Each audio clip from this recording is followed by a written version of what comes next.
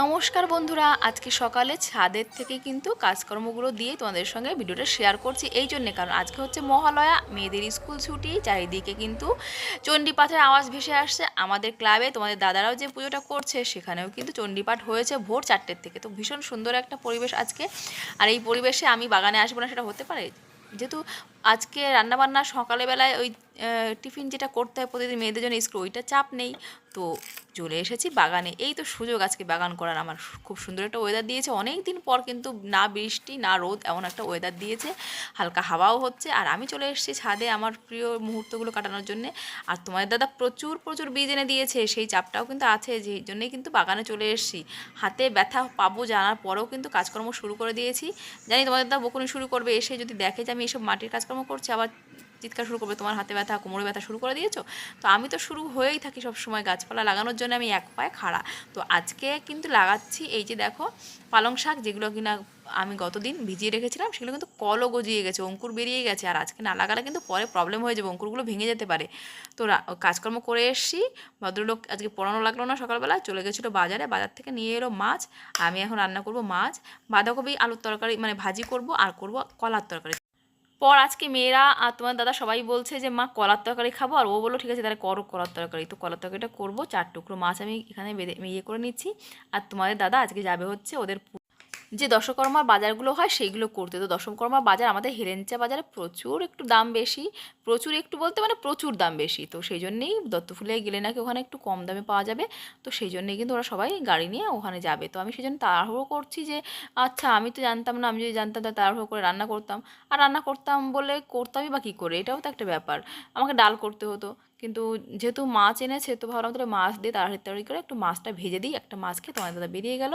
আর এই যে কোনো মতে এইটা কাঁচা কাঁচা অবস্থায় একটু নামিয়ে দিয়েছি। তো তোমার দাদা খেয়ে বেরিয়ে যাবে, আর আমি মেয়েদেরকে তারপর কিন্তু মাছের প্যাটাটা দিয়ে ভাত দিয়ে দিয়েছি। যেহেতু একটু দেরি হয়ে গেছে আমার ছাদে কাজ করতে করতে, 10টা কিন্তু বেজে গেছে, 10টা বেশি বাজে। তো ওদেরকে এই যে দিয়ে দিলাম, অনেক দিন পর তো বাঁধাকপিটা পেয়ে খুব খুশি হয়েছে। আর 2 মেয়ে কিন্তু বাঁধাকপি ভাজি দিয়েই ভাত খেয়ে নিয়েছে, মাছের তেল দিয়ে আর বাঁধাকপি দিয়ে। আর আমার আর রান্না করার চাপ নেই, আমি তো একটু কুড়ে মানুষ। রান্না একটু করতে আমার একটু কী বলো তো, ওই না করতে হলে এরকম ভালোই হয়, এরকম টাইপের একটা ব্যাপার। তো অবশেষে কাজকর্ম করে নিয়েছি। আর আমি এখন খাচ্ছি কটা জানো তো, এখন বাজে 2:45 আজকে। মেয়েদেরকে নিয়ে একটু পড়াতে বসিয়েছিলাম, তো 2:45 সময় খেয়েছি, শরীরটা খুব খারাপ লাগছিলো বলে একটুখানি রেস্ট করে নিয়েছি। সন্ধ্যাবেলা তোমার দাদা বললো চলো তাহলে, ওদের জন্য কিছুই তো কেনা হলো না, বাচ্চা মানুষ ওরাও একটু কেমন কেমন করছে। তো আমরা এই যে সবাই এখন বেরিয়েছি, এই বাড়ির সামনে 2 মিনিটের পথ, যাবো হচ্ছে একটু মলে। মলে গিয়ে একটুখানি কিছু একটু কিনবো, নামমাত্র কেনাকাটা করবো এবছর, কারণ এবছর আমাদের একটু সমস্যা আছে। কি সমস্যা বলো তো, যেহেতু প্রচুর প্রচুর খরচা হয়ে যাচ্ছে এবছরটায়, তো ওই জন্যে কিন্তু চাইছি এবছরটা একটু চেপে বাজার করতে। হ্যাঁ তোমার দাদা বলেছে যে চলো কিনে দেবো, কিন্তু না দেখো কিনে দিতে চাইলেই তো কেনা যায় না, আমার তো একটা দায়িত্ব আছে। আমি তো আর মানে এইবারে অতিথি নই যে আচ্ছা কিনে দিচ্ছে চলো নিয়ে নিই, এরকম ব্যাপার না, তাই না? সংসারটা আমার, তো সেই সংসারটাকে আমি কি করে সাশ্রয় করব সে দায়িত্বটা আমারই বর্তায়। তো সেই জন্য আমি বললাম না এবছর যাবো না, বনগা যাবো না, কোথাও যাবো না কেনাকাটা করতে।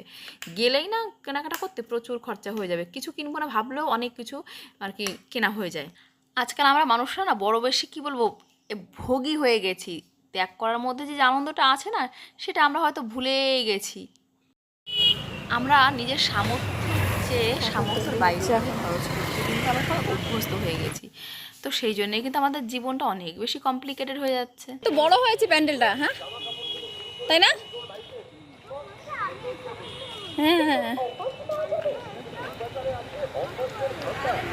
আগের বার তো খানিক পুরোটা নিয়ে হয় না, এবার কি বৃষ্টির জন্য করলে তোমরা?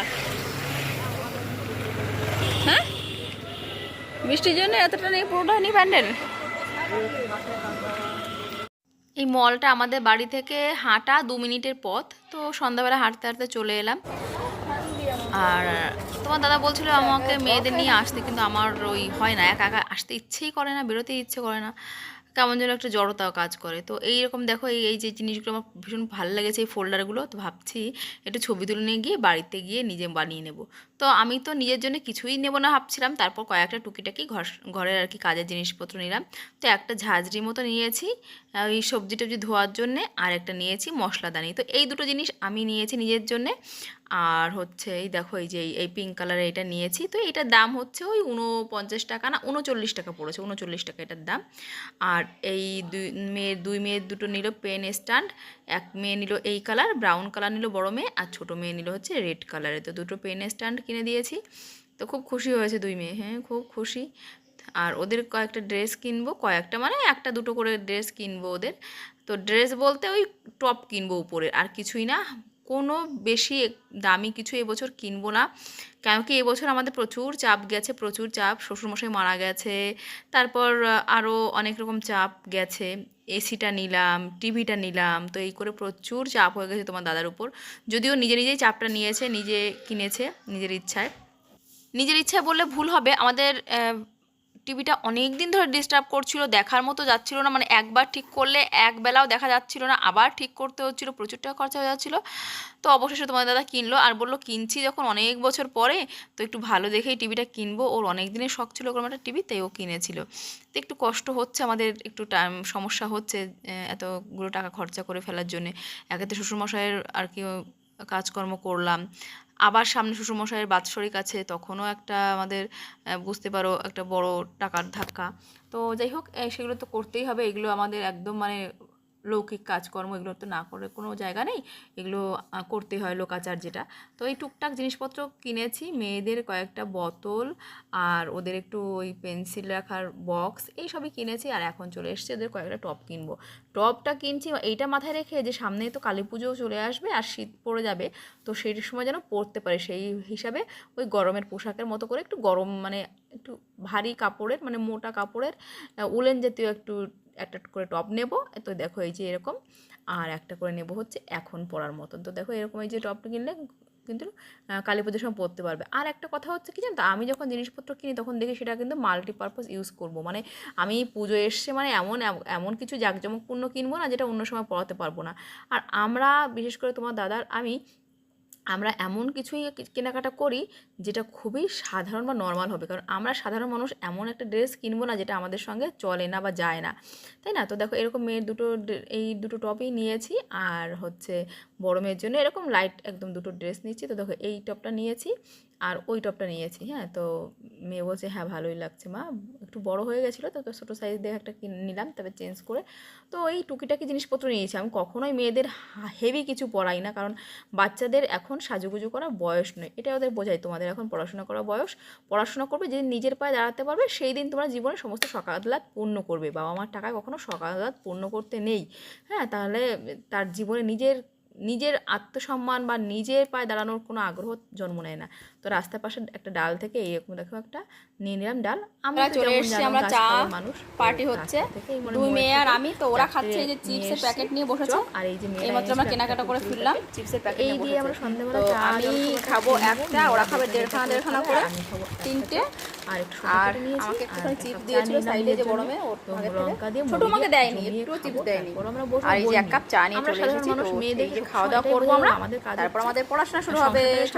আমাদের কাজ হচ্ছে এটা হচ্ছে জীবনে মানুষ হিরে, ও এটা শার্পনার, কি এটা শার্পনার? বলতে না পারে যে ওর দুটো মেয়ে ইরেজার, এই যে মেয়ে ওর দুটো মেয়ে, এই কথাটা মানুষ এই জন্যই বলে না, কারণ আমরা মেয়েরা কখনো নিজের পায়ে দাঁড়ানোর চেষ্টা করি না। খুব কম সংখ্যক মেয়েরাই আছি আমরা যারা ভাবি যে হ্যাঁ নিজের পায়ে দাঁড়াতে হবে, বাবা মাকে দেখতে হবে, কারণ বাবা মাকে তো দেখতে হবে, তাই না? দাঁড়া ওয়েট করো, যখন বাবা মা তোমাদের পারছে তখন তোমাদের মানুষ করছে, তোমাদেরকে স্বনির্ভর করে তুলবে, তোমাদের নিজের পায়ে যাতে তোমরা চলতে পারো দাঁড়াতে পারো সেটুকু করবো আমরা এখন। আর আমরা যখন অক্ষম হয়ে যাবো তখন তোমরা আমাদের দেখবে, এটাই তো স্বাভাবিক, এটাই হচ্ছে সংসারের ধর্ম নিয়ম। তো সেটাই মেয়েদের শেখায় যে তোমরা ছেলে নও, তো কী আসে গেছে, আমাদের কিচ্ছু আসে যায় না। মানুষ যেন বলতে না পারে ওর ছেলে নেই তাই ওরা বুড়ো বয়সে দেখার কেউ নেই। তো এইটা বাচ্চাকে কিন্তু শেখাতে হবে, বাচ্চারা তো বোঝে না।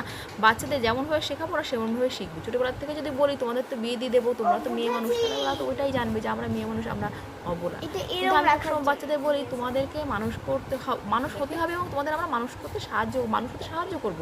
তোমাদের যেটা প্রয়োজন সেটা যদি তোমাদের সত্যিই প্রয়োজন হয় পড়াশোনার ক্ষেত্রে অবশ্যই দেবো, কিন্তু কোনো রকম সাজগোজের জিনিস এক্সট্রা কিনবো না। হ্যাঁ, যেটুকু না হলে নয়, বাচ্চা মানুষ সেটুকু তো অবশ্যই দেবো, কিন্তু সাজুগুজু করে লাক্সারি করে সময় কাটানোর মতো সময় আমাদের সাধারণ মানুষদের নেই। তো এটাই মেয়েদের বোঝানোর চেষ্টা করি। তো চলো বন্ধুরা, যদি আমার কথাগুলো ভালো লাগে অবশ্যই লাইক করো আর চ্যানেলটাকে সাবস্ক্রাইব করো। Tata, bye bye.